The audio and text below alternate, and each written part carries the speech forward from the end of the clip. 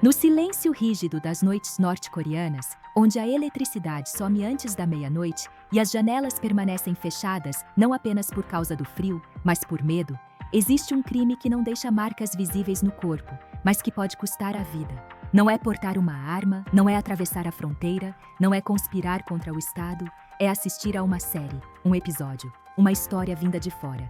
Um drama sul-coreano que atravessou clandestinamente rios, mercados negros e dispositivos escondidos, carregando consigo algo que o regime considera mais perigoso do que explosivos: a comparação. A notícia que emerge agora, apoiada por relatórios de organizações internacionais de direitos humanos, não fala apenas de punições severas.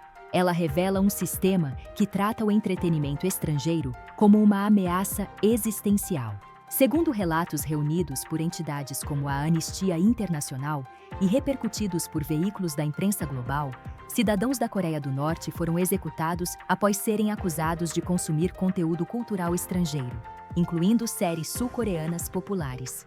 O motivo não é moral, nem religioso, é político. Assistir a esses programas significa ver outro modo de vida, outras cidades, outras relações humanas, outras possibilidades de futuro.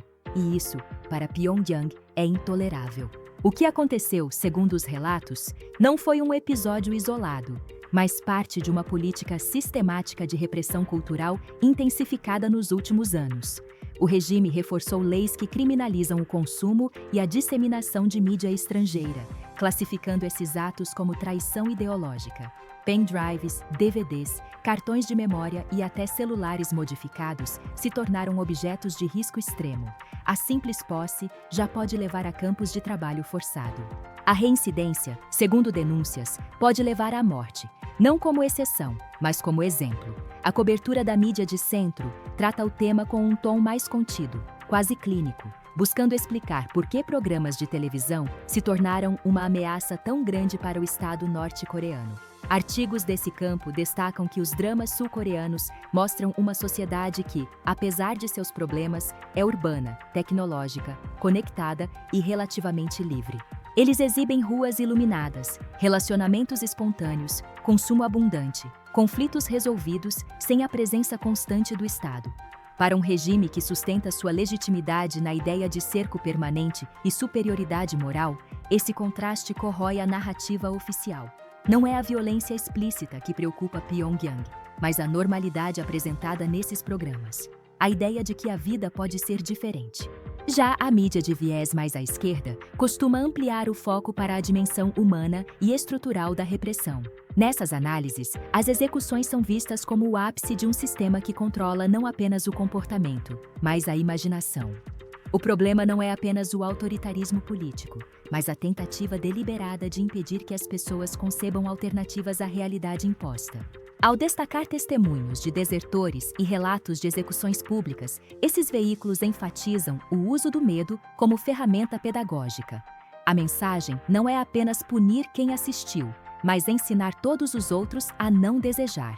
O entretenimento, nesse contexto, vira um campo de batalha ideológico, onde o Estado tenta preservar o monopólio da narrativa sobre o que é uma vida aceitável.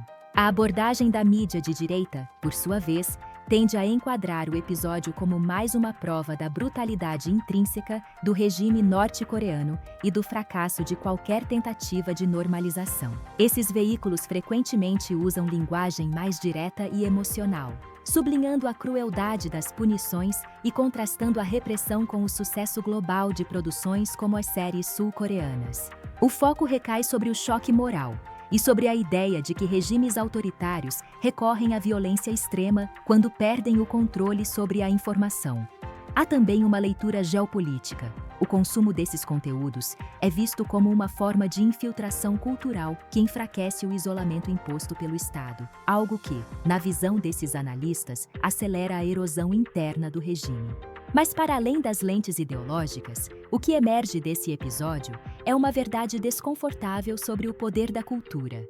Não são tanques, nem mísseis, nem sanções que estão sendo combatidos aqui. É uma história contada na tela.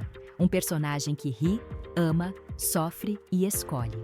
Um diálogo banal que revela uma sociedade onde o Estado não está presente em cada gesto. O medo do regime não é que as pessoas se revoltem imediatamente, mas que comecem a comparar. E ao comparar, questionar. E ao questionar, desejar algo além do que lhes foi permitido imaginar. A repressão ao consumo de dramas estrangeiros mostra que o controle na Coreia do Norte não é apenas físico ou econômico, mas simbólico. O regime entende que quem controla as histórias controla a percepção da realidade. Permitir que narrativas externas circulem é permitir fissuras na construção ideológica que sustenta o poder. Por isso, a resposta é desproporcional, extrema e exemplar. Não para eliminar um hábito, mas para apagar uma ideia. No final, essa notícia não fala apenas da Coreia do Norte. Ela fala do medo que regimes autoritários têm da cultura, da comparação e da imaginação. Fala de como uma série de televisão pode ser vista como uma ameaça maior do que armas, porque ela não destrói prédios, mas certezas. E revela que, mesmo nos ambientes mais controlados do planeta, histórias continuam atravessando fronteiras, carregadas em dispositivos minúsculos, sustentadas por pessoas dispostas a correr riscos inimagináveis apenas para ver, por alguns minutos, como poderia ser outra vida. E é justamente isso que o regime tenta, desesperadamente, impedir.